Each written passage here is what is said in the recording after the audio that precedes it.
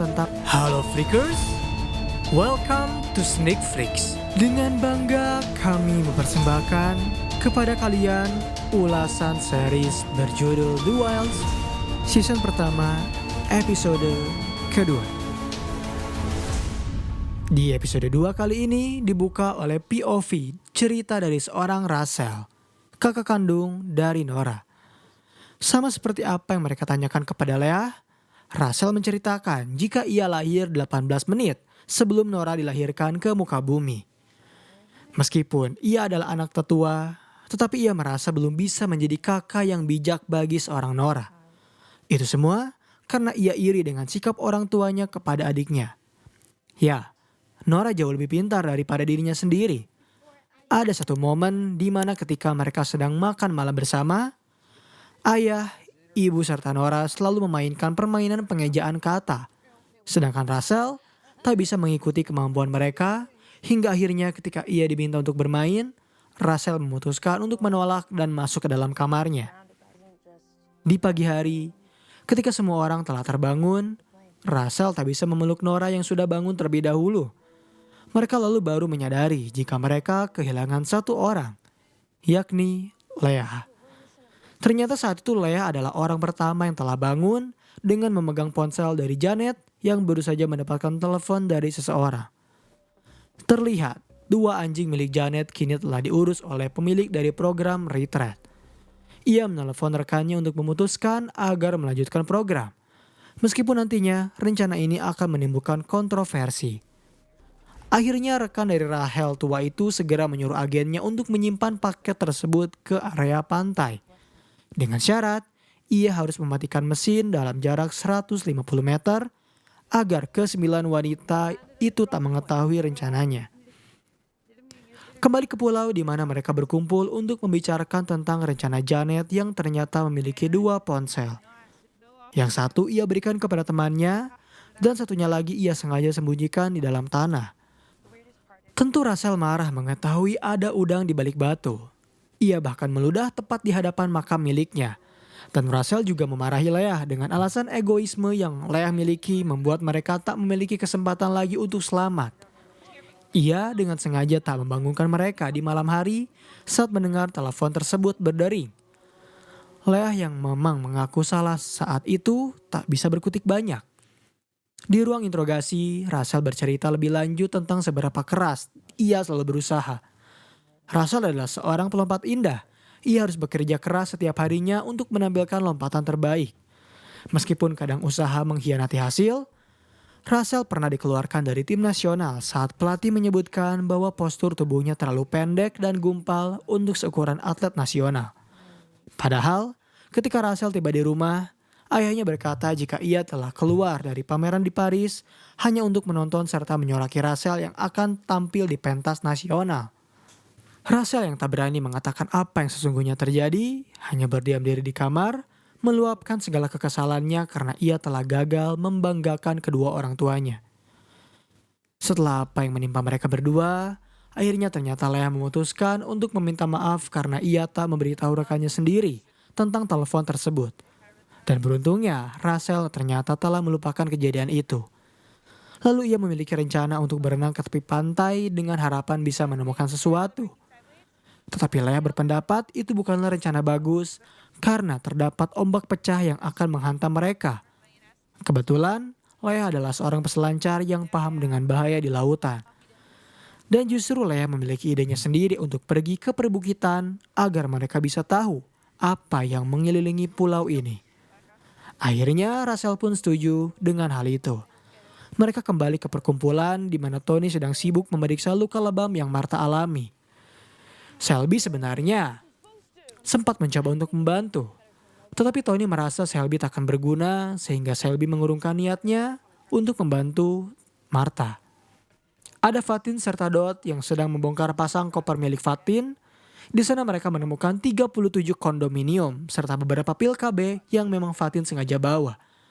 Dot meminta kepada orang-orang untuk tak menyentuh barang apapun yang ada di koper milik Fatin. Karena ia sedang menghitung inventaris yang bisa menopang kehidupan mereka sementara di pulau ini. Kemudian, tim yang akan pergi ke bukit adalah Leah, Rachel, serta Shelby. Ketika mereka sedang beranjak pergi, tampaknya Nora ingin ikut bersama kakaknya. Awalnya Rachel menolak, namun karena Nora memaksa, akhirnya mereka pun pergi berempat menuju perbukitan setelah melewati banyak drama. Terlihat akibat stres yang sempat Rachel alami, tubuhnya langsung drop ketika ia dehidrasi dan diharuskan dirawat di rumah sakit. Sebagai adik yang baik, Nora selalu menemaninya. Bahkan ia siap untuk memberitahu ayah dan ibu mereka atas apa yang telah Rachel alami selama ini. Ketika Fatin dan Dot sedang mengeluarkan semua barang yang ada di kopernya, terlihat barang berupa beberapa jam yang sengaja Fatin sembunyikan saat ia menyuruh Dot untuk memeriksa sesuatu di balik batu. Fatin berhasil menyembunyikan barang berharga tersebut di saat Dot mau menuruti permintaannya. Kembali ke petualangan antara Shelby, Leah, Nora, dan Rachel. Di mana di tengah perjalanan, Shelby bertanya pada Leah apakah ia pernah memikirkan kuliah. Leah mengaku ia belum memutuskannya.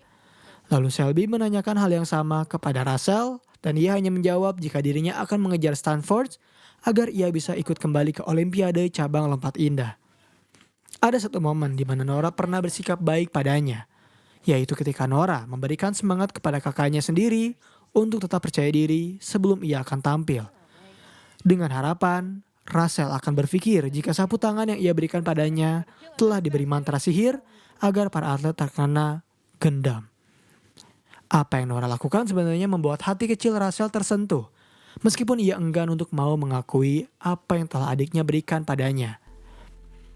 Lalu ketika mereka tengah hampir sampai di bukit, ternyata Shelby mulai merasakan kelelahan. Tapi ia dilarang oleh Rachel dengan alasan mereka tak bisa berdiam diri begitu saja karena jalur mereka semakin dekat. Shelby yang merasa tak adil tentu mulai mengatakan keresahannya, di mana ia menjelaskan jika batas kemampuan mereka berbeda-beda. Hanya karena Rachel adalah seorang atlet, bukan berarti ia harus membuat semua orang berada di batas kemampuan dirinya sendiri. Dan Rachel menganggap hal tersebut sebagai rasis. Barulah puncak emosi Rachel berada saat dimana Shelby benar-benar terhenti dengan alasan ia mengalami kelelahan. Saking emosinya seorang Rachel, ia bahkan tak sengaja melemparkan kaca yang bisa menjadi alat bagi mereka untuk berkomunikasi dengan rekan-rekan mereka yang berada di bawah sana. Sebenarnya saat itu Leah hampir sempat hendak mengambilnya. Namun karena mereka berada di tepi tebing yang curam, alhasil mereka harus merelakan cermin tersebut jatuh begitu saja. Masing-masing dari mereka langsung saling menyalahkan yang membuat Rachel semakin emosional karena ia merasa dunia tak pernah berpihak padanya. Termasuk ketika dirinya hendak tampil di hadapan banyak orang untuk Olimpiade pada tahun 2017. Kedua orang tuanya beserta pelatih serta Nora telah menunggu momen yang akan datang. Rachel pun telah dipanggil untuk bersiap. Dan ketika Rachel telah di posisinya, ternyata fokusnya menghilang begitu saja. Saat ia melompat, kepala Rachel terbentur plang yang menyebabkan ia tak bisa mendarat dengan baik. Lalu ketika Rachel kembali ke permukaan, muncul darah yang langsung mengucur di area kepalanya. Saat itu, Rachel benar-benar tak ingin disentuh oleh siapapun, termasuk Nora yang mencoba untuk menenangkannya. Mereka akhirnya kembali berjalan ke tempat perkumpulan, dan saat mereka sedang kembali ke arah pulang, ternyata tim program sedang memantau melalui CCTV. Rachel merasa saat itu ia merasa sangat sedih dengan kematian salah satu wanita yang ikut ke dalam programnya. Maka dari itu ia berjanji akan menjaga kedua anjingnya. Juga ia ingin memastikan apakah salah satu dari mereka telah menerima paket yang telah dikirim. Yang tampaknya paket tersebut berhasil ditemukan oleh Shelby yang sedang membersihkan gigi palsunya. Saat Rachel memeriksa paket, ia mengira tas tersebut milik salah satu pilot mereka. Di tas itu terdapat beberapa perlengkapan yang sangat berguna bagi mereka semua. Termasuk salah satunya adalah obat-obatan yang bisa digunakan. Shelby juga langsung memberikan obat penahan rasa sakit kepada Martha yang bengkaknya tak kunjung membaik. Dan scene terakhir di episode kali ini memperlihatkan Leah, Nora, serta Rachel yang sedang berbicara tentang masa depan mereka. Leah mengaku ia bukanlah seorang pelompat indah seperti Rachel. Tetapi ia dapat memastikan dirinya takkan pernah berhenti berjuang. Hal yang sama sempat Rachel katakan. Ia selalu menjadikan pengalaman hidupnya untuk membangkitkan kembali semangat yang menghilang. Seperti momen di mana ia mendapatkan undangan untuk pertama kalinya di Olimpiade. Ia berhasil memukau semua orang, bahkan membuat ibunya mimisan tepat di rambut dari Nora. Dan ia berjanji akan segera kembali bertarung untuk mendapatkan tempat yang layak. Di akhir cerita dan di hadapan sang penyidik serta spesialis trauma, Russell mengaku ia kehilangan salah satu lengannya yang dimana ia dapat masih merasakan genggaman dari seorang Nora, adik tercintanya. Dan pembahasan dari series The Wild season pertama episode kedua pun berakhir di sini. Bagaimana menurut kalian series dari The Wild satu ini? Berikan respon di kolom komentar. Tetap subscribe channel Sneakflix serta channel kedua kami yaitu Tunikflix. Dan sampai berjumpa kembali di episode selanjutnya.